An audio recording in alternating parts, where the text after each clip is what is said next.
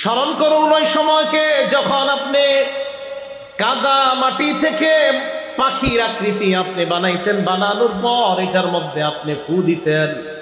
ফু দেওয়ার পর ওই কাদা মাটির আকৃতি যেটা আপনি পাখির রূপ দিয়েছিলেন, এটার মধ্যে ফু দেওয়ার পর আমি আল্লাহর হুকুমে বাস্তব পাখির মতো উড়া শুরু করে দেয়। ঈসা নবী কাদা মাটি দিয়ে পাখির আকৃতির মতো বানানোর পর এটার মধ্যে ফু দিতেন। আল্লাহ বলেন আমার হুকুমে এটা করতেন আপনি, বাকি আপনি ফু দেওয়ার পর তখন তাকায় দেখতেন বাস্তব পাখি যেইভাবে উঠতেছে, আমি আল্লাহর হুকুমে আপনার কাদা মাটি দ্বারা বানানো ওই পাখিটাও বাস্তব পাখির মতো আমি আল্লাহর হুকুমে হয়ে যায়। মনে পড়েনি আপনার যে নিয়ামতটা দিছি আমি? ঈসা নবীরে কিয়ামতের মাঠে বলবেন। এখন এই জায়গায় একটা মাসালা, আপনারা আবার কিন্তু পাখিটাকে আইকেন না, এটা ওই শরীয়তে বৈধ, এই শরীয়তে না। এটা ওই শরীয়তে বৈধ, এখন আর এটা কিন্তু বৈধ না যে আপনি একটা রূপ দিবেন কোনো কিছু আকৃতি কইরা, এটা কিন্তু ঠিক না। হ্যাঁ, ওয়াইদ তাখলুকু মিনাত তিনি কাহাইআতিত তায়রি বিইজনি ফাতানফুখু ফিহা ফাতাকুনু তায়রাম বিইজনি ওয়া তুবরিউল আকমাহা ওয়াল জন্মান্ধ, একদম জন্ম থেকে অন্ধ মনে করেন, এই জায়গা থেকে এই জায়গার পুরো চোখটা লাগা রয়েছে। কথার কথা, এমন চোখ, যেই চোখ এইভাবে লাগা, যে চোখ দিয়ে দেখার কোনো সম্ভাবনা কখনো নাই।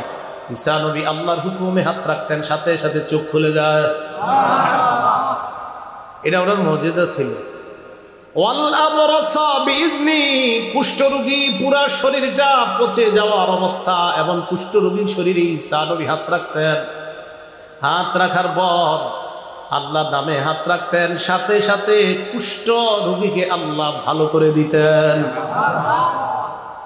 এগুলা বলার পর আল্লাহ বলেন আরো মনে করেন তো, ওয়াইজ তুখরিজুল মাউতা বিইজনি, আপনি কবর থেকে মরা মানুষকে আমার হুকুমে জিন্দা করতে পারতেন।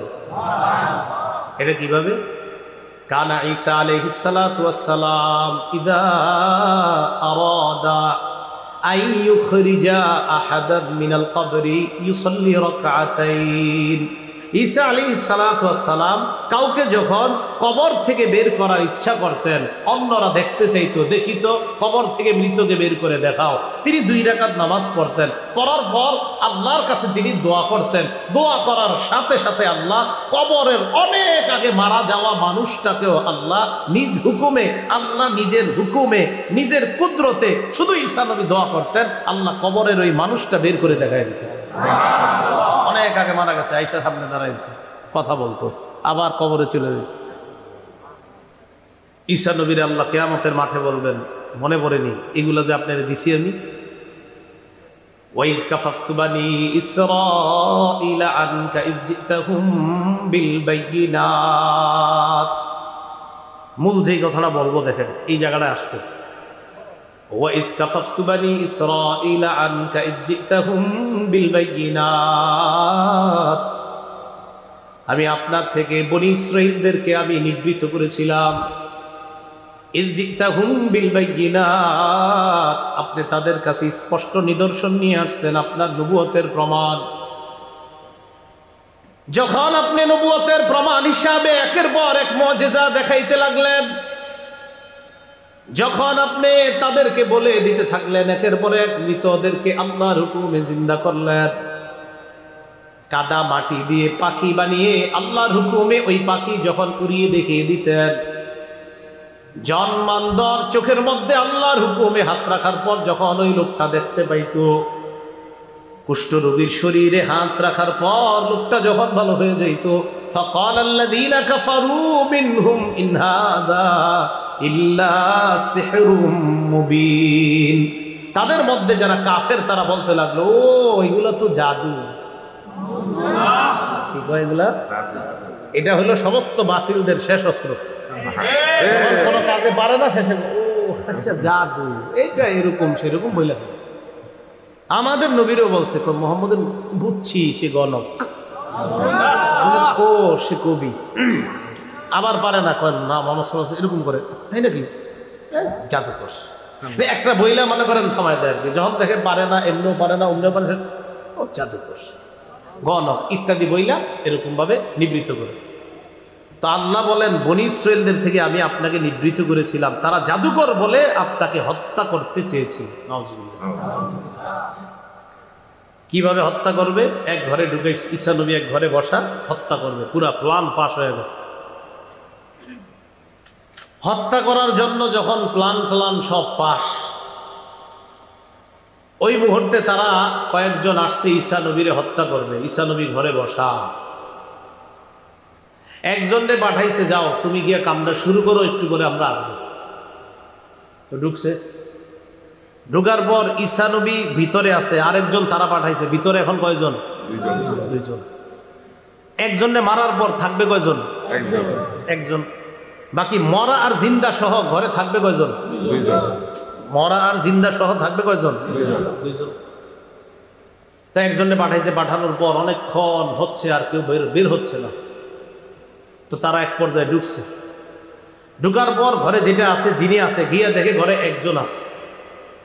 ওই একজনের রূপটা ঈসা নবীর মতো দেখতে।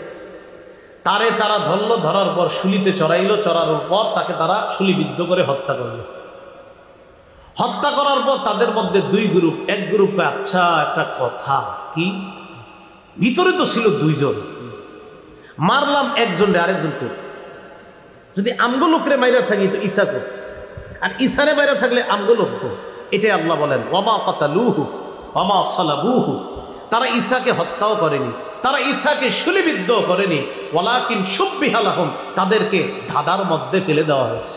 আল্লাহু আকবার। এটা ধাঁধা, আমগোটা মারলে ওইটা কো, ওইটা মারলে আমগোটা কো। আল্লাহ বলেন বনী ইসরাইলদের থেকে আমি আল্লাহ নিজ কুদরতে উপর দিয়ে আমি আপনাকে আসমানে, দ্বিতীয় আসমানে উঠাই নিয়েছি। কয় নাম্বার আসমান? দ্বিতীয়। ঈসা নবী এখনো দ্বিতীয় আসমানে আছেন। ঈসা আলাইহিস সালাতু ওয়াস সালাম দুনিয়াতে আসবেন। কিয়ামতের আগে বড় বড় 10টা আলামত ঘটবে। এর মধ্যে ঈসা আলাইহিস সালাতু ওয়াস সালামের আগমন এই 10টার একটা। ঈসা নবীর আগে যিনি দুনিয়াতে আসবেন তিনি ইমাম মাহদী।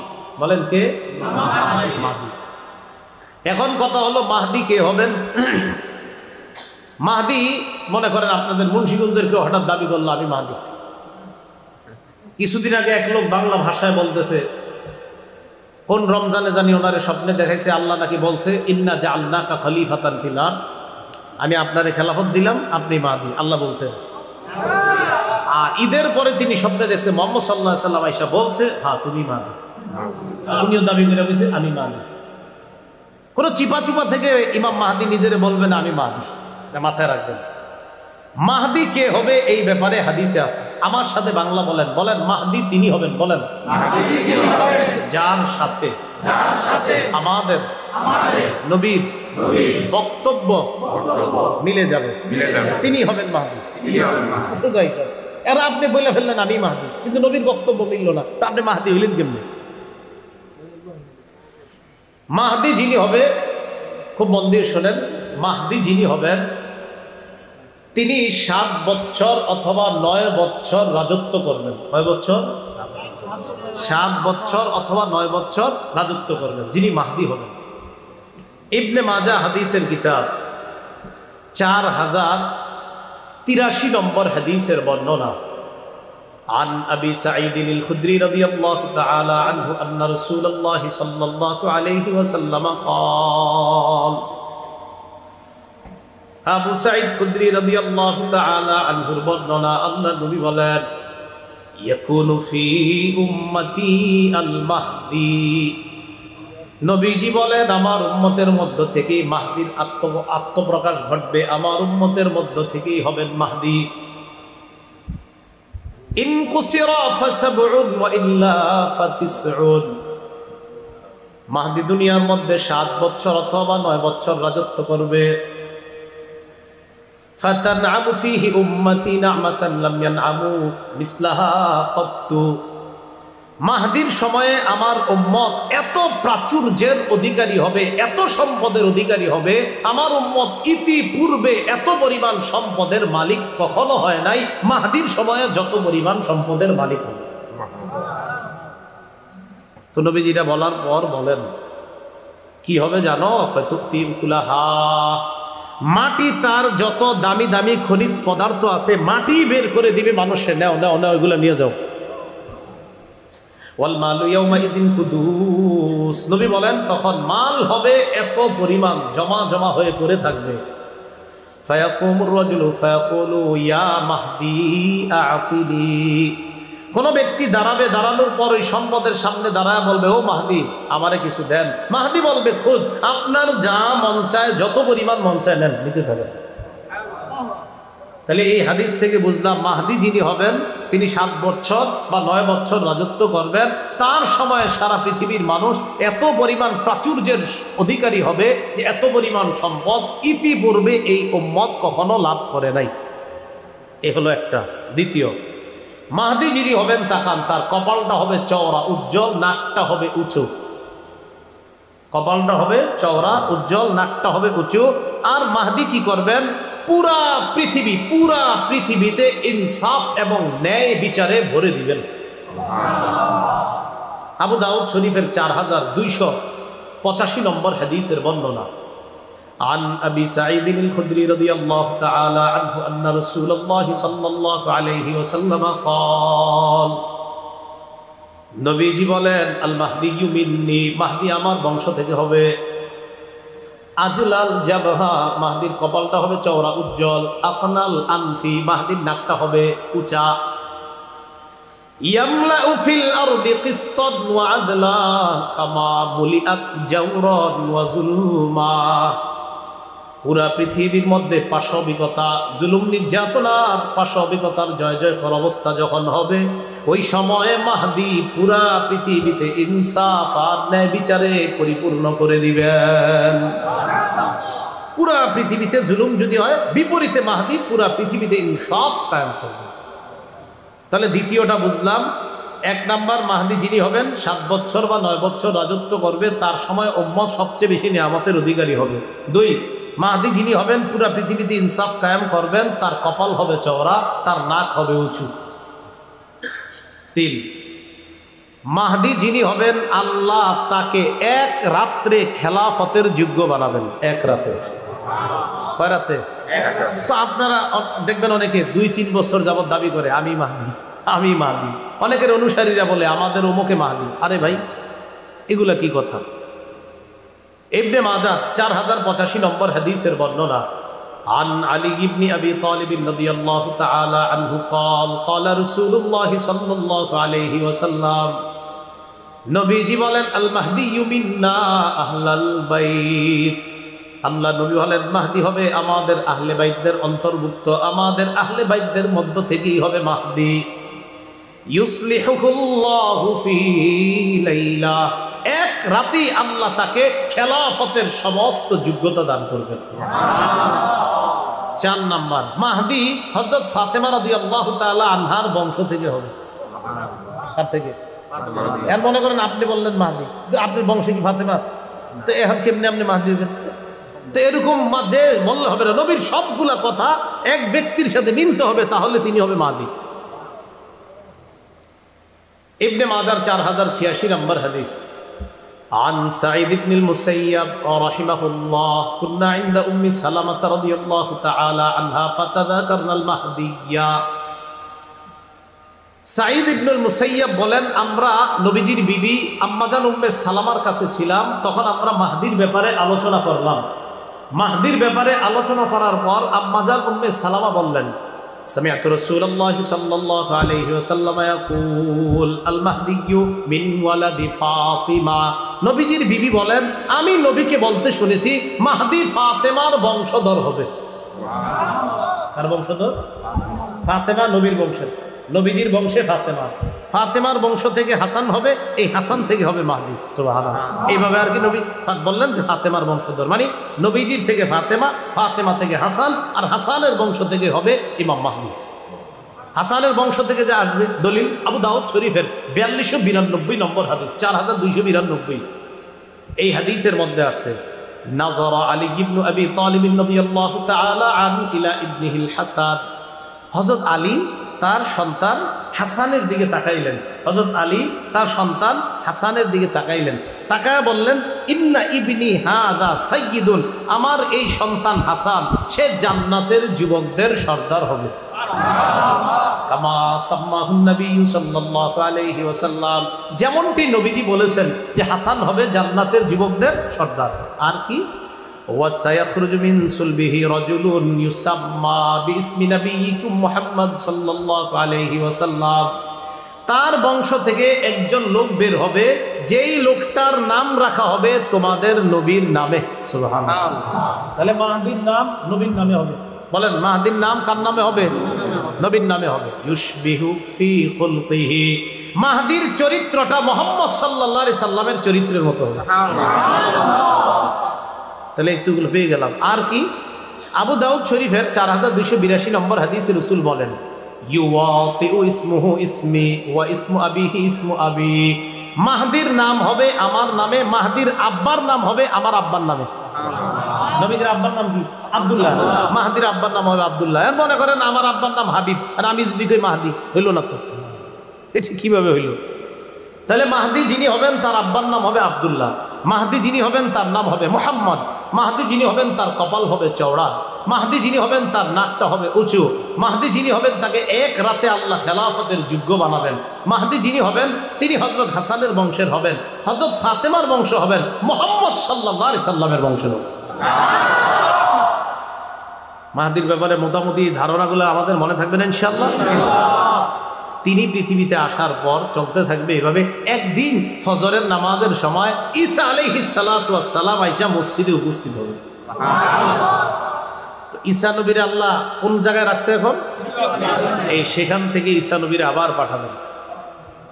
এখন আসেন আবার কিয়ামতের মাঠে যাই। ঈসা নবীর কইসা মনে পড়েনি আপনার এই নিয়ামতগুলো দিছি, এক পর্যায়ে আপনারে আমি আসমানে উঠায় নিছি, বেঈমানদের থেকে, বনি ইসরাইলদের থেকে আমি আপনাকে সেভ করে নিজ দায়িত্বে আমি আল্লাহ আপনাকে দ্বিতীয় আসমানে উঠায় নিছি। এগুলা বলার পর আল্লাহ কয়, আর স্মরণ করেন, ওয়াইয আওহাইতু ইলাল হাওয়ারিয়িনা আন আমিনু বি ওয়া বিরাসূলি, হাওয়ারিনদেরকে আমি আল্লাহ, হাওয়ারিনদের প্রতি আমি আল্লাহ উৎসাহ প্রদান করলাম, আমি তাদেরকে বুঝিয়ে দিলাম, আমি তাদের প্রতি এই মর্মে আমি তাদেরকে উৎসাহিত করলাম, তোমরা আমার উপর ঈমান আনো, আমার রাসূল ঈসার উপর তোমরা ঈমান আনো। 12 জন ধোপা ঈসা নবীর উপর ঈমান আনে। কয়জন ধোপা? 12 জন। কাপড় দিত, তাফসীরের মধ্যে আছে কাপড় দিত, এরকম 12 জন লেখছে আর কি। হাওয়ারিয়ুন, এটা হাওয়ারি শব্দের বহু বচন। হাওয়ার শব্দের অর্থ হলো দেয়ালে সাদা চুনা দেয় না, দেয়ালে সাদা চুনা দেয়, এই সাদা চুনার মতো যে সাদা, এটাকে বলা হয় হাওয়ার। কথা হলো হাওয়ারিয়ুন ঈসা নবীর অনুসারীদেরকে কেন বলা হয়? মুফাসসিরিন কেরাম লেখেন, দেয়ালে সাদা চুনা দিলে যেমন দবদবে সাদা হয়, ওই ঈসা নবীর 12 জন অনুসারী দবদবে সাদা পোশাক সবসময় পরিধান করত, এই জন্য তাদেরকে হাওয়ারি বলা হয়। এই হাওয়ারিরা ঈসা আলাইহিস সালাতু ওয়াস সালামের উপর ঈমান আনলেন। ক্বালু আমান্না, তারা বললেন আমরা ঈমান আনলাম। ওয়াশহাদ বিআন্নানা মুসলিমুন, ঈসা নবীকে বললেন আপনি সাক্ষী থাকেন আমরা মুসলমান।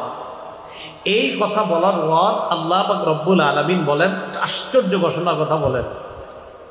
ঈসা আলাইহিস সালাতু ওয়াস সালামকে বলেন, আর ওই কথাটা স্মরণ করেন তো, إذ قال الحواريون يا عيسى ابن مريم هل يستطيع ربك أن ينزل علينا مائدة من السماء। হাওয়ারিয়ুনরা ঈসা নবীকে বললেন, ও ঈসা পয়গম্বর, আল্লাহর কাছে আপনি দোয়া করে বলেন আল্লাহ যেন আমাদের জন্য আসমান থেকে দস্তরখান ভর্তি খাদ্য পাঠায় দেয়। কি ভর্তি? দস্তরখান ভর্তি খাদ্য পাঠায় দেয়। ঈসা নবী বললেন, এইগুলা কি কথা বলো তোমরা? ক্বালাত্তাকুল্লাহা ইন কুনতুম মুমিনিন, ঈসা নবী বললেন আল্লাহকে ভয় করো যদি তোমরা ঈমানদার হও। এগুলা কি বলো? ক্বালু নুরিদু আন নাকুলা মিনহা ওয়া তাতমাইন্না কুলুবুনা, তারা বললেন নুরিদু আন নাকুলা মিনহা, আমাদের ইচ্ছা আমরা একটু খামু খান থেকে, ওয়া তাতমাইন্না কুলুবুনা, আমাদের অন্তরটা যেন আশ্বস্ত হয়, আমাদের অন্তরটা যেন ইতমিনান হয়, মানে তারা বিশ্বাসী কিন্তু ইতমিনানে কল এটা হতে পারে। ইব্রাহিম নবী আল্লাহরে বলছে, আরিনি কাইফা তুহিল মাউতা, আল্লাহ আমারে আপনি দেখান কিভাবে আপনি মরারে জিন্দা করেন। আল্লাহ কয় আলাম তুমিন, ও ইব্রাহিম আপনি কি বিশ্বাস করেন না? ইব্রাহিম নবী কয় বালা, আল্লাহ বিশ্বাস তো অবশ্যই করি, ওয়ালাকিন লিয়াতমাইন্না কলবি, তবে অন্তরের প্রশান্তির জন্য একটু দেখতে মন চায়। তা হাওয়ারিয়ুনরা বলে একটু অন্তরে প্রশান্তি পাবো, এই জন্য একটু দেখবো। হাওয়ারি এর বহুবচন হাওয়ারিয়ুন। আমাদের নবীজির একজন বিখ্যাত সাহাবীকেও বলা হয় হাওয়ারি। আমাদের নবীজির একজন বিখ্যাত সাহাবীকে কি বলা হয়? হাওয়ারি। মনে রাখবেন সাহাবীর নাম যদি পারেন। সহিহ বুখারীর 2846 নম্বর হাদিস, সাহাবীর নাম জুবাইর রাদিয়াল্লাহু তাআলা। বলেন কি নাম? জুবাইর রাদিয়াল্লাহু তাআলা আনহু। সহিহ বুখারীর 2846 নম্বর হাদিসের বর্ণনা, খন্দকের যুদ্ধ, মানে গর্ত খনন করছে, ওই পাশে কাফেররা, এই পাশে মুসলমানরা। নবীজি একদিন বললেন, কে পারবে আমাকে তাদের সংবাদ এনে দিতে? কে পারবে আমাকে ওই কাফেরদের, আবু সুফিয়ান আর তাদের অনুসারী যারা, তাদের সংবাদ এনে দিতে? ফাকাল জুবাইর আনা ইয়া রাসূলুল্লাহ, হুজুর আমি পারবো। নবীজি আবার বললেন, কে পারবে তাদের সংবাদ এনে দিতে? জুবাইর বললেন আনা ইয়া রাসূলুল্লাহ, হুজুর আমি পারবো। নবীজি বললেন ইন্না লিকুল্লি নাবিয়্যিন হাওয়ারিয়্যা, প্রত্যেক নবীর একজন বিশেষ সহচর থাকে। ওয়া হাওয়ারিয়্যি জুবাইর, আমার বিশেষ সহচর হলো আমার জুবাইর। প্রত্যেক নবীর একজন বিশেষ সহচর থাকে, আমার বিশেষ সহচর হলো আমার সাহাবী জুবাইর রাদিয়াল্লাহু তাআলা। তাহলে বলেন তো, আমাদের নবীর একজন সাহাবীকে হাওয়ারি বলা হয়, তার নাম কি? মনে থাকবে না নামটা ইনশাআল্লাহ? তো হাওয়ারিয়্যিন ঈসা নবীর সাথীরা ঈসা নবীরে বললেন, আল্লাহরে বলেন দস্তরখান ভর্তি খাদ্য পাঠাইতে। কেন? খামু আর অন্তরে একটু প্রশান্তি আসবে। হা হা ঠিক আছে।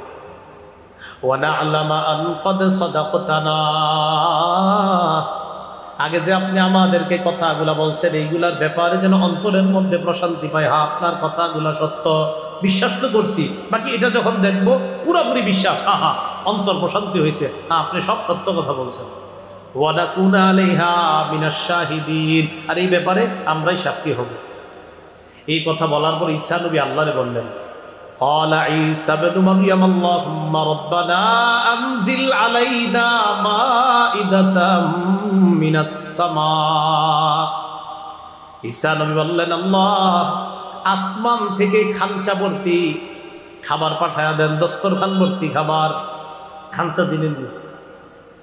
চিনবেন তো, দেশ গ্রামে খাঞ্চা, আচ্ছা ওই জাতীয় কিছু একটা, খাঞ্চা ভর্তি খাবার পাঠায়া দেন। কয় কেন? তাকুনু লানা ঈদাল লিআউয়ালিনা ওয়া আখিরিনা ওয়া আয়াতাম মিন, আল্লাহ যেন এটা পূর্ববর্তী আর পরবর্তীদের জন্য আনন্দের কারণ হয়, এবং আপনার পক্ষ থেকে যে এটা একটা নিদর্শন, এটা যেন সারা পৃথিবীবাসীর কাছে এই কথাটা থাকে। এই যে আমি আপনি আজকে জানলাম যে আল্লাহ দস্তরখান ভর্তি খাবার পাঠিয়েছেন, এটা আল্লাহর নিদর্শন। সবাই যদি এরকম তাকায় দেখি আসমান থেকে খাবার আসতেছে, বলেন এটা কুদরত কিনা? তো ঈসা আলাইহিস সালাম আল্লাহরে বললেন, আল্লাহ আপনি পাঠায়া দেন, ওয়ারযুকনা আমাদেরকে রিজিক দেন, ওয়া আনতা খায়রুর রাযিকিন আল্লাহ আপনি উত্তম রিজিক দাতা। আল্লাহ বললেন ঈসা নবীরে, দেখেন আপনার ইমানদার অনুসারী যারা আছে তারা তো বিশ্বাস করবে বুঝলাম, অন্য যারা আছে, ক্বালাল্লাহু ইন্নী মুনাজ্জিলুহা আলাইকুম, আল্লাহ বললেন অবশ্যই আমি আল্লাহ দস্তরখান ভর্তি খাদ্য দিব অবশ্যই। ফামান ইয়াকফুর বা'দু মিনকুম, এটা দেখার পরেও যদি কেউ অস্বীকার করে, এটা দেখার পরেও যদি কেউ অস্বীকার করে আমারে, ফাইন্নী উআযযিবুহু আযাবান লা উআযযিবুহু আহাদাম মিনাল আলামিন, আমি এমন শাস্তি দিব যেই শাস্তি দুনিয়ার আর কাউরে দেইনি।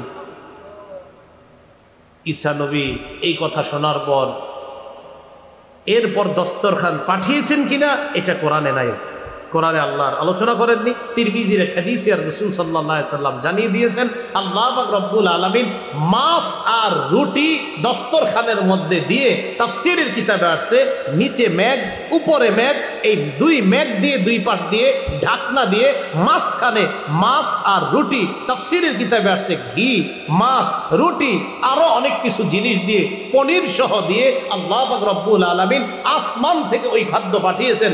ঈসা নবী হাজার হাজার অনুসারী উম্মতরা দাঁড়ায়া দাঁড়ায়া এই দস্তরখান থেকে খাদ্য যে আসমান থেকে নামতেছে সবাই দেখছে।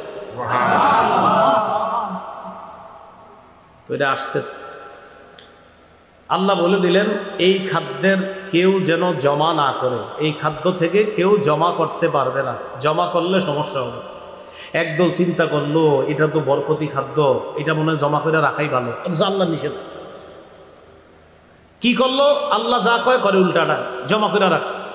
আল্লাহ পাক রব্বুল আলামিন এমন শাস্তি দিছে, বানর আর শূকরে রূপান্তরিত করে দিচ্ছে।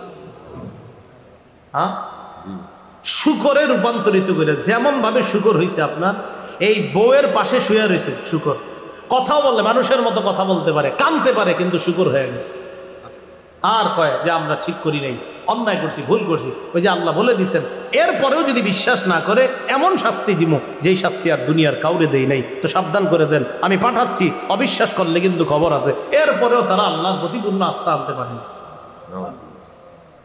তো আল্লাহ কিয়ামতের মাঠে ঈসা নবীরে কয় আপনার এগুলো মনে পড়েনি, এই নিয়ামতগুলো আমি আপনারে দিছি।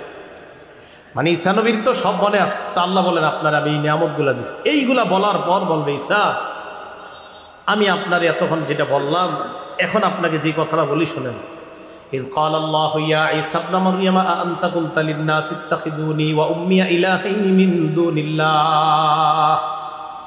আল্লাহ বলবে ঈসা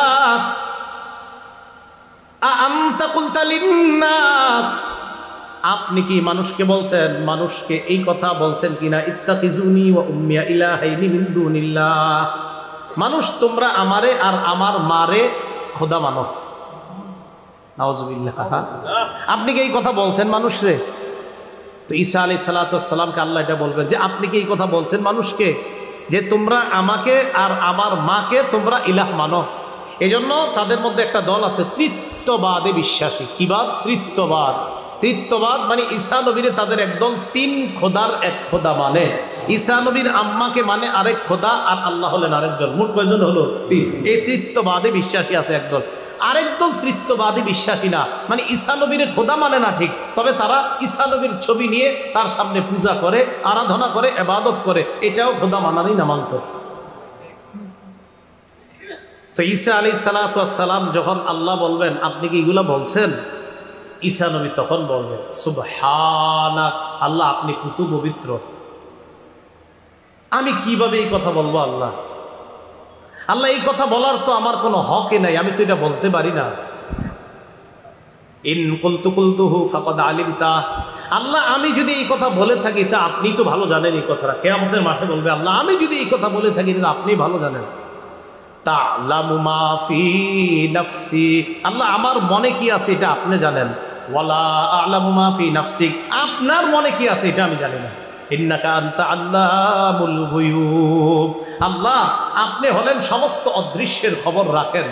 মা কুলতু লাহুম ইল্লা মা আমারতানি বিহি আন ইবুদুল্লাহ রাব্বি ওয়া রাব্বাকুম, আল্লাহ আমি তাদেরকে শুধু এতটুকু হুকুম করেছি যে তোমরা আল্লাহর ইবাদত করো, যে আল্লাহ আমার রব আর তোমাদের রব, আমি শুধু এই হুকুম করছি, এছাড়া আমি আর অন্য কোনো কিছু বলি না। তাফসীরের কিতাবে আসছে আল্লাহ পাক রব্বুল আলামিন ঈসা নবীকে যখন বলবে আপনি কি জাতিরে বলছেন যেন জাতি আপনারেও খোদা মানে, আপনার আম্মাকেও যেন খোদা মানে, এই কথা বলছেন? তাফসীরের কিতাবে আসছে। এটা শোনার সাথে ঈসা নবী বলবে যখন না, উম্মতকে আল্লাহ ডাকবে, ডাকার পর বলবে উম্মত তোমাদের কি ঈসা নবী এই কথা বলছে? উম্মত কয় হ্যাঁ বলছে। যখন বলবে বলছে, তাফসীরের কিতাবে আসছে ঈসা নবীর মাথার চুল খাড়া হয়ে যাবে, যে এটা কি কয়, আমি বলে এদেরকে এই কথা বলছি।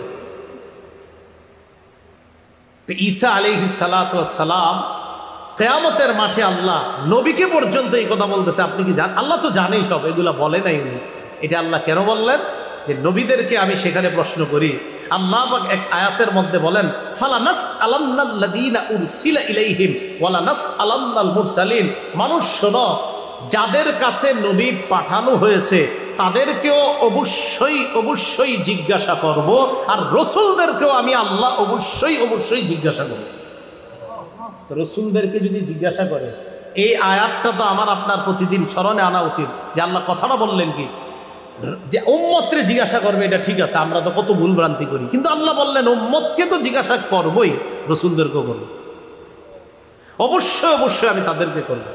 তো ঈসা আলাইহিস সালাতু ওয়াস সালামকে কিয়ামতের মাঠে আল্লাহ এইগুলা বলবেন। এইভাবে ঈসা নবীর আল্লাহ পুতু পবিত্র করবেন, অন্য জাতিকে ডাকবেন, শেষ নবীর উম্মতকে ডাকবেন। নূহ নবীর সাথেও তার জাতি এইভাবে গাদ্দারি করবে, নূহ নবীর জাতিকেও আল্লাহ ডাকবেন, ডাইকা বলবে তোমাদেরকে নূহ নবী দাওয়াত দেয় না? বলবে না। নূহ নবীরে ডাক দিবে, আপনি দাওয়াত দিয়েছেন? হ্যাঁ আল্লাহ দাওয়াত দিচ্ছে। তারা বলে না।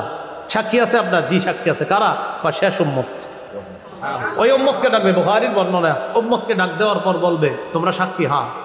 তখন আবার ওই উম্মত বলবে এরা আবার কিভাবে সাক্ষী হয়, এরা তো আমাদেরকে দেখে নাই, অনেক পরে আসছে দুনিয়াতে। উম্মত তোমরা কিভাবে সাক্ষী দাও? আল্লাহ তো সব জানে। উম্মত বলবে আমাদের নবী আমাদেরকে জানায় দিচ্ছে। এই তো আল্লাহ বলেন إذ قال الله يا عيسى ابن مريم اذكر نعمتي عليك وعلى والدتك। কিয়ামতের ময়দানে আল্লাহ পাক রব্বুল আলামিন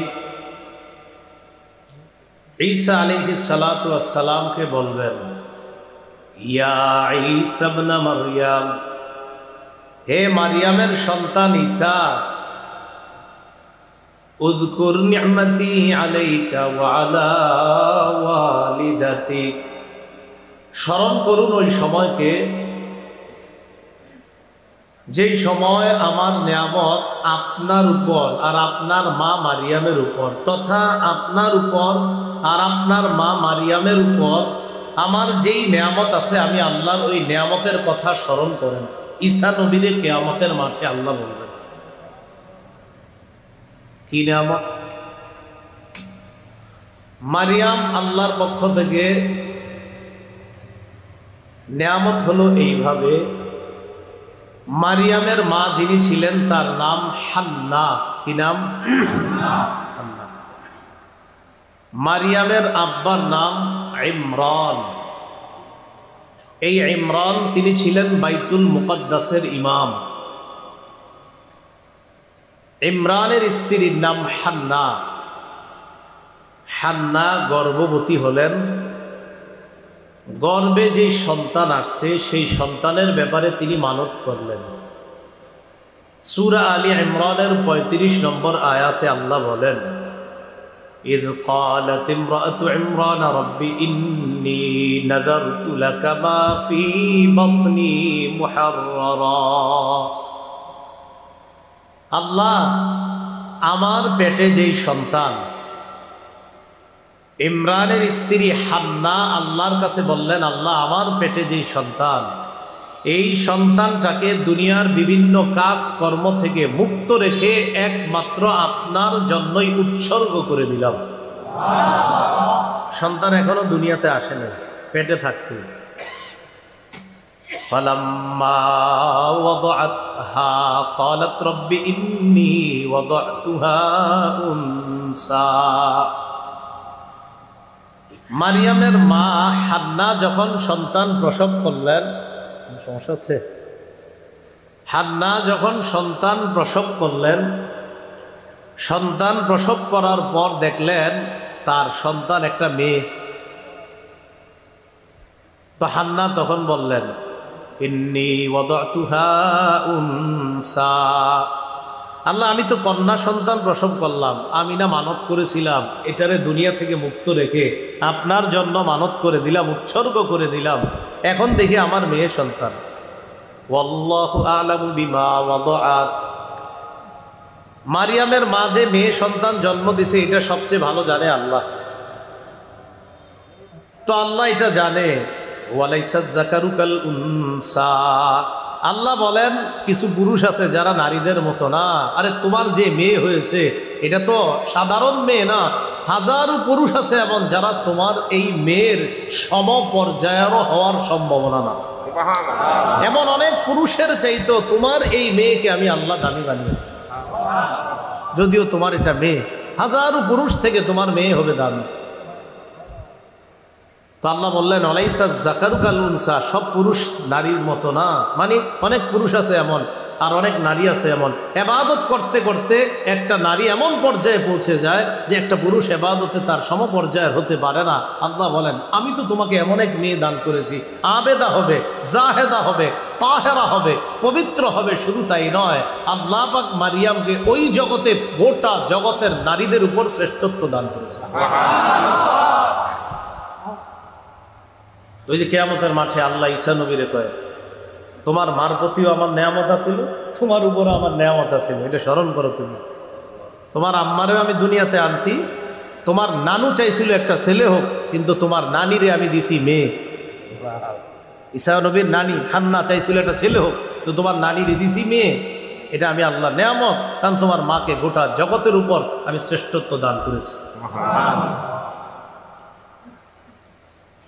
আল্লাহ পাক রব্বুল আলামিন ঈসা আলাইহিস সালাতু ওয়াস সালামের উপর যে নেয়ামত দান করেছেন সেটা কি? অনেকগুলা নেয়ামত ঈসা নবীর উপর আল্লাহর। এর মধ্যে একটা হলো ঈসা আলাইহিস সালাতু ওয়াস সালামকে আল্লাহ বাবা ছাড়া কুদরতি ভাবে কুন ফায়াকুন হয়ে গেছে, এই কালিমার মাধ্যমে ঈসা নবীকে বাপ ছাড়া দুনিয়াতে এনে পুরা জগতে আল্লাহ তার কুদরত প্রকাশ করছেন। ভালো করে মনে রাখবেন, এই পৃথিবীতে মানুষ সৃষ্টি আল্লাহ করেছেন, এর মধ্যে 4টা পদ্ধতি পাওয়া যায়। বলেন কয়টা? 4টা। 1 নাম্বার, কোন নারী পুরুষ ছাড়াই আল্লাহ প্রথম আদম আলাইহিস সালাতু ওয়াস সালামকে বানাইছে। নারী পুরুষ ছাড়াই আল্লাহ কুদরতি ভাবে বানাইছে। কোন নবীরে? আদম আলাইহিস সালাম। 2, পুরুষের পাজর থেকে আম্মা হাওয়াকে বানাইছে, মানে আদম নবীর পাজর থেকে আম্মাজান হাওয়া আলাইহিস সালাতু ওয়াস সালামকে বানাইছে। তাহলে প্রথম যারে বানাইছে কোন নারী পুরুষের সংমিশ্রণ প্রয়োজন হয়নি। দ্বিতীয় যাকে বানাইলেন আল্লাহ, আদম নবীর পাজর থেকেই বানিয়ে দিয়েছেন। 3, আমরা যারা বর্তমান পৃথিবীতে আছি, স্বামী স্ত্রীর বৈধ এক পদ্ধতিতে, আল্লাহ প্রদত্ত এক পদ্ধতিতে মানুষ সৃষ্টির যে ধারাবাহিকতা আল্লাহ রেখেছেন, রাখবেন, এটা আরেকটা। কটা হলো? 3টা। 4, বাবা ছাড়া শুধু মায়ের পেট থেকে আল্লাহ তার কুদরত প্রকাশ করেছেন, ঈসা নবীকে বাপ ছাড়া দুনিয়াতে সৃষ্টি করেছে। কটা হলো? এই 4 পদ্ধতি।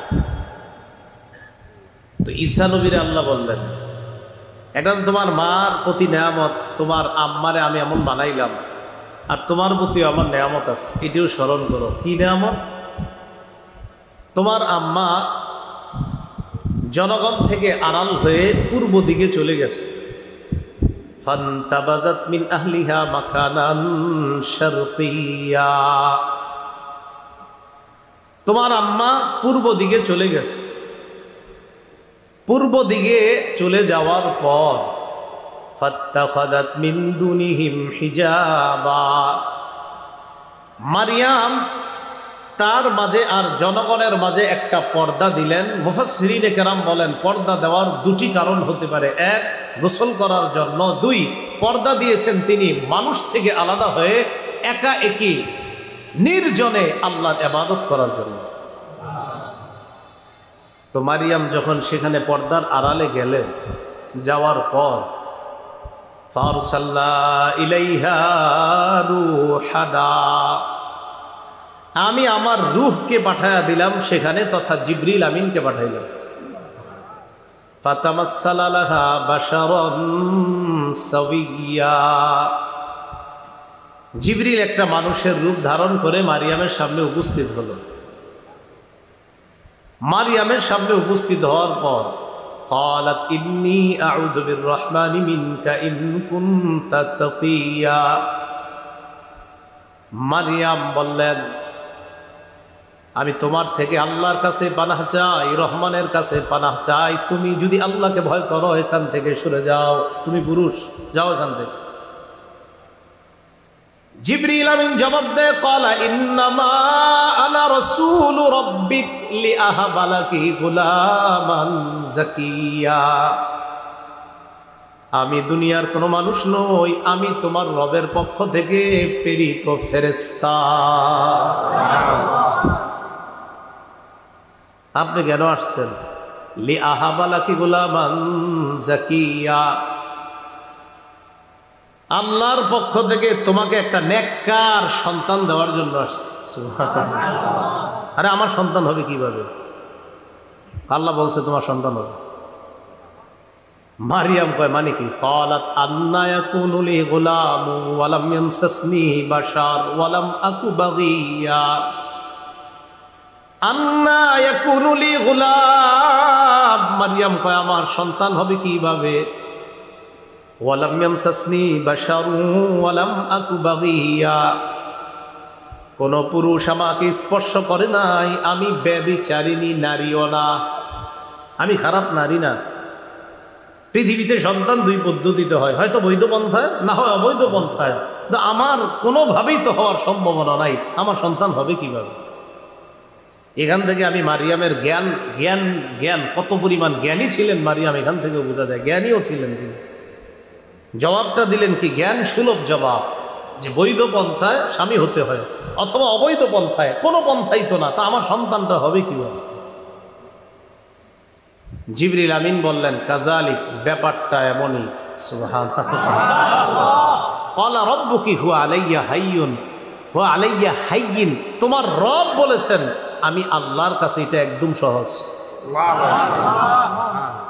ওয়ালিনাজালাহু আয়াতাল লিন্নাস, এটা আমি কেন করব জানো? আমি ঈসাকে গোটা জগতের জন্য নিদর্শন বানাবো। কিয়ামতের মাঠে আল্লাহ বলবে ঈসা তোমার প্রতি যে আমার নেয়ামত, এই নেয়ামতকে স্মরণ করো, আমি তোমারে বাবা ছাড়া কুদরতিভাবে দুনিয়াতে আনছি। এই কথা ঈসা আলাইহিস সালাতু ওয়াস সালামকে আল্লাহ বলবেন। আর কি বলবেন? ও ঈসা আলাইহিস সালাতু ওয়াস সালাম তার মায়ের পেটে গেছে, যাই হোক, যাওয়ার পর নেয়ামতটা কিরকম, যাওয়ার পর তার মা পেটে নিলেন। প্রসব বেদনা তাকে খেজুর গাছের গোড়ায় নিয়ে গেছে।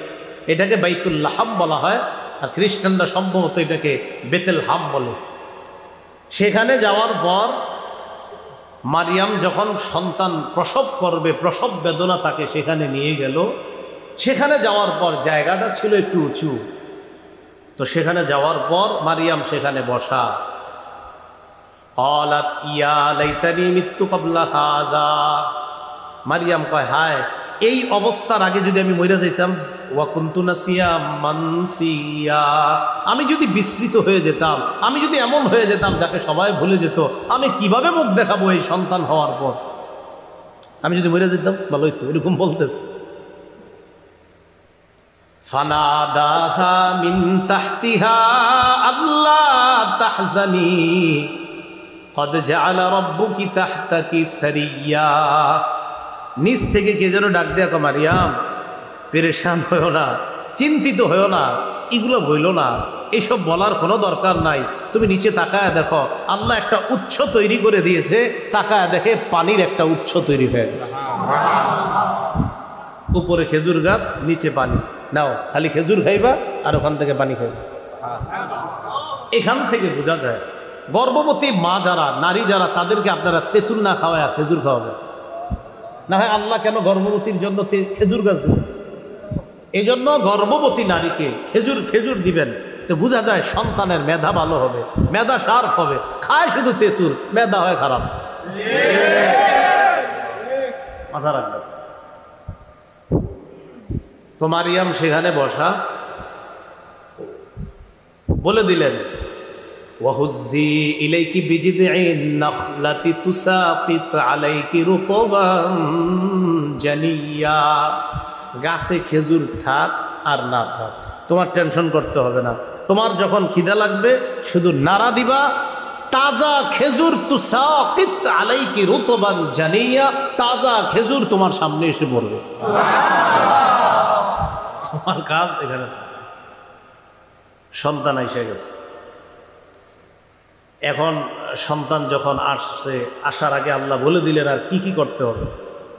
ফাকুলি ওয়াশরবি ওয়াকর্রি আইনা, খাও, পান করো, চোখ শীতল করো। ফাইম্মা তারাইন্না মিনাল বাশারি আহাদা, কোনো মানুষ যদি দেখো, এরা ঝামেলা করবে তোমার সন্তান বাচ্চারে দেখলে। ফাকুলি ইন্নী নাযারতু লির-রহমানি সাওমা, তুমি বলবা আমি রহমানের জন্য মানত করলাম। সৌমা মানে হলো কথাবার্তা কোনো মানুষের সাথে বলবো না, এই কথাবার্তা বলা থেকে আমি মানত করলাম। ওই যুগে কথাবার্তা না বলাটাকেও সৌম বলা হতো। ফালান উকাল্লিমাল ইয়াওমা ইনসিয়া, আমি কোনো মানুষের সাথে কথা বলতে পারবো না। তো এই কথা আল্লাহ বলে দিলেন, কোনো পুরুষ কোনো মানুষের সাথে দেখা হলে এটা বলবা। ফাতাত বিহি কওমাহা তাহমিলু, বাচ্চা কোলে নিয়ে এলাকায় আসছে।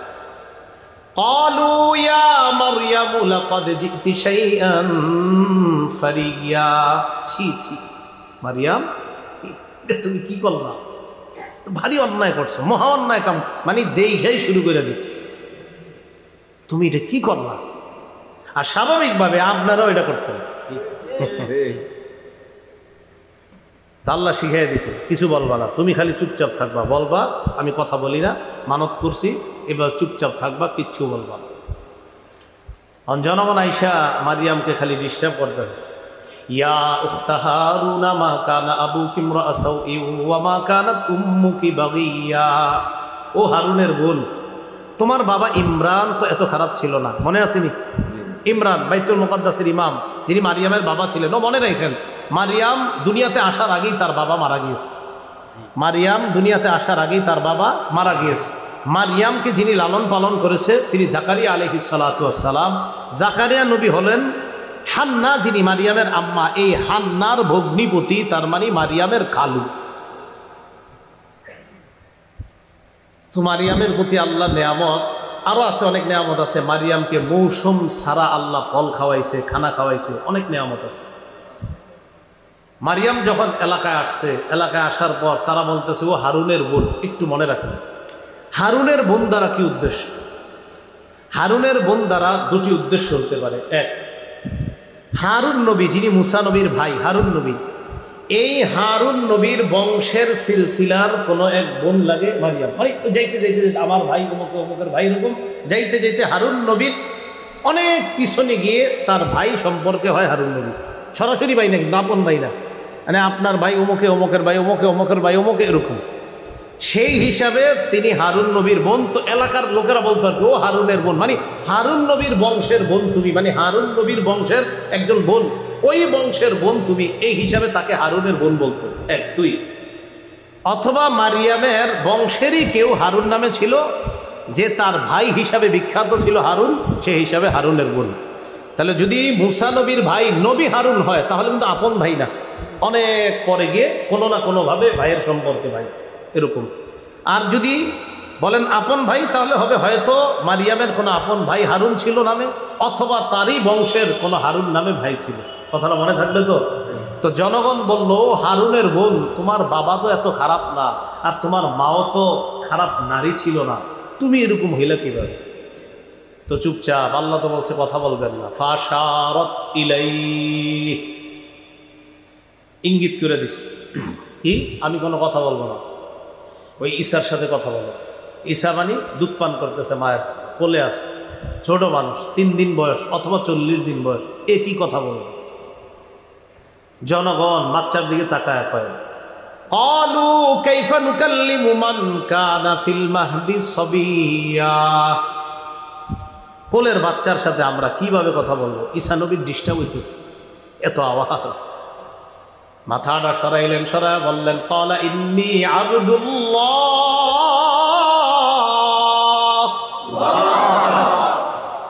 ঈসা নবী কয় আমি আল্লাহর বান্দা।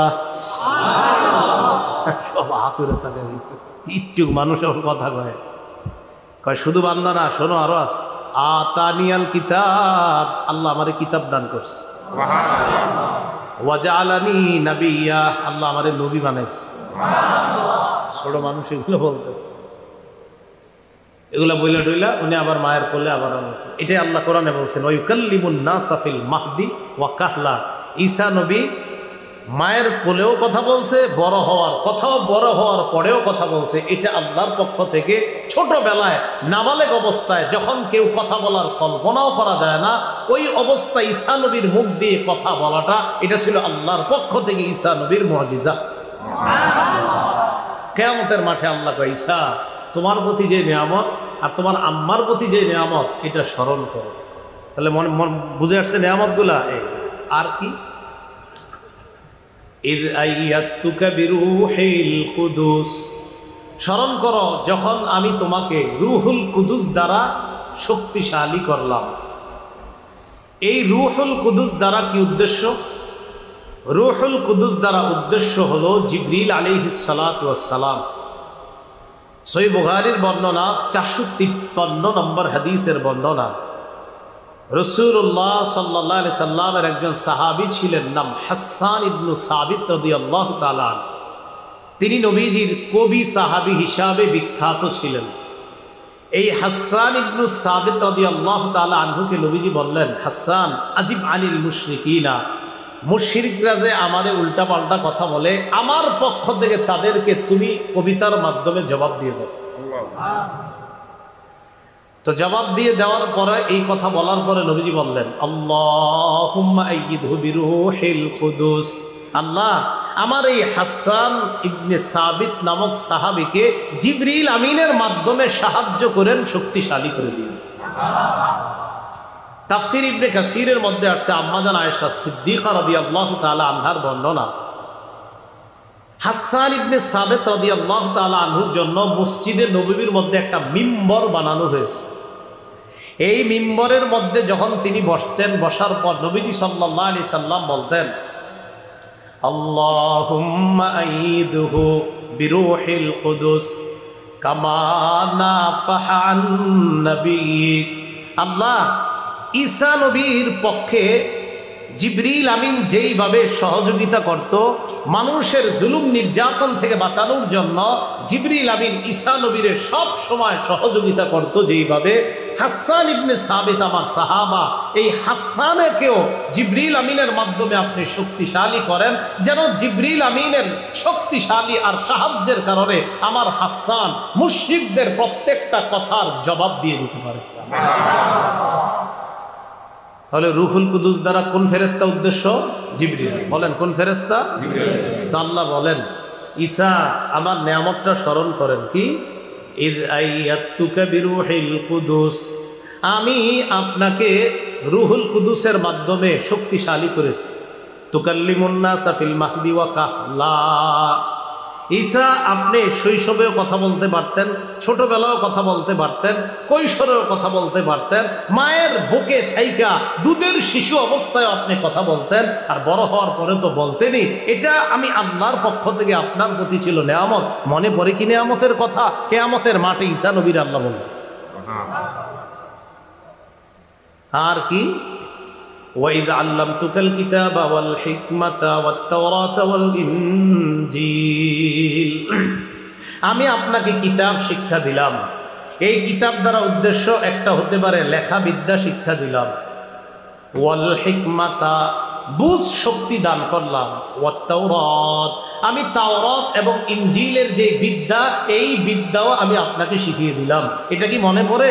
আপনার প্রতি এগুলো আমার নেয়ামত ছিল, এই নেয়ামতগুলো স্মরণ করেন। এটা কোথায় বলবে? কিয়ামতের মাঠে। তো আমারে আপনারে যদি বলে কেউ তোমারে 5 তলা বাড়ির মালিক বানাইছিলাম, মনে পড়েনি তোমার? তো তুমি দি 5 তলা সারাক্ষণ ঘুমায়া থাকতা, জুমায়ও যাইতা না, 5 ওয়াক্ত নামাজ তো দূরের কথা, বছরে একটা ঈদের নামাজেও তুমি যাইতা না, মনে পড়েনি তোমারে যে 5 তলা দিছি? কি অবস্থা হবে? তো ঈসা আলাইহিস সালাতু ওয়াস সালামকে আল্লাহ বলবেন, আমি আপনাকে এই নিয়ামতগুলো দিছি, দুনিয়ার মধ্যে দিয়েছিলাম। আর কি? وَإِذْ تَخْلُقُ مِنَ الطِّينِ كَهَيْئَةِ الطَّيْرِ بِإِذْنِي فَتَنفُخُ فِيهَا فَتَكُونُ طَيْرًا بِإِذْنِي। এইভাবে কিয়ামতের ময়দানে আল্লাহ নবীদেরকে জিজ্ঞাসাবাদ, দেখেন ইয়াউমা ইয়াজমাউল্লাহুর রুসুল, রসুলদেরকে আল্লাহ জমা করবেন। স্পেশালি ঈসা নবীর কথা কেন বললেন? কারণ ওই জায়গায় ঈসা নবীর উম্মত সম্পর্কে আল্লাহ আগে আলোচনা করেছেন। বুঝাইতে চাইলাম পুরো আলোচনাটা থেকে, উম্মতকে জিজ্ঞাসাবাদ করাটা এটা একটা সাধারণ বিষয়, আমরা তো জিজ্ঞাসা করবে, কারণ আমরা কত ভুল করি, কিন্তু আল্লাহ নবীদেরকে পর্যন্ত জিজ্ঞাসাবাদ করবে। তাহলে ভাই জিজ্ঞাসাবাদের যে ব্যাপারটা, এটা আমার আপনার প্রতিদিন স্মরণে আনা উচিত, যে আমার আপনার উপর আল্লাহ কত নেয়ামত দান করেছেন, এই নেয়ামতের ব্যাপারেও কিন্তু আল্লাহ প্রশ্ন করবেন। তাহলে আসেন, ঈসা নবীরে বললেন আপনার প্রতি নেয়ামত, আপনার একটু স্মরণ করেন। এবার কোরআনের সূরা তাকাসুরের মধ্যে আসেন, আল্লাহ কি বলেন? সুম্মা লাতুসআলুন্না ইয়াউমা ইযিন আনিন নাঈম। না, সূরা তাকাসুর, ঠিক আছে? হ্যাঁ, সূরা তাকাসুরের শেষে আল্লাহ বলে সুম্মা লাতুসআলুন্না, অবশ্যই অবশ্যই তোমাদেরকে জিজ্ঞাসাবাদ করা হবে। এটা আমরা সবাই কি আনিন নাঈম, আমি আল্লাহ যত নিয়ামত দিছি সব সম্পর্কে তোমাদেরকে জিজ্ঞাসাবাদ করব। তাহলে বলেন তো নবীকে আল্লাহ কি সম্পর্কে জিজ্ঞাসা করছে? নিয়ামত। বলেন কি সম্পর্কে? ঈসা আপনার এই নিয়ামত দিছি, আপনার এটা দিছি, স্মরণ করেন এটা দিছি। এখন আমারে আপনারা যদি আল্লাহ বলে কি বান্দা সব বাদ দেন, যদি বলে এই দুইটা সুন্দর হাত দিছি, তুমি কেমনে সুদের টাকায় হাত দিলা? আমি এত সুন্দর দুইটা নিয়ামত দিছি, হাতটা দিলা কেমনে? দুইটা চোখ দিয়ে দুই বলে আল্লাহ আমি এত সুন্দর দুইটা চোখ দিলাম, তুমি কিভাবে সারাক্ষণ অশ্লীল জিনিস দেখলা? আল্লাহ পাক রব্বুল আলামিন আমাদের সকলকে জিজ্ঞাসাবাদের জন্য প্রস্তুতি নিয়ে যেন আমরা দুনিয়া থেকে যেতে পারি, আল্লাহ তৌফিক দান করেন। আমিন। ওয়া আখিরু দাওয়ানা আনিল হামদুলিল্লাহি রাব্বিল আলামিন।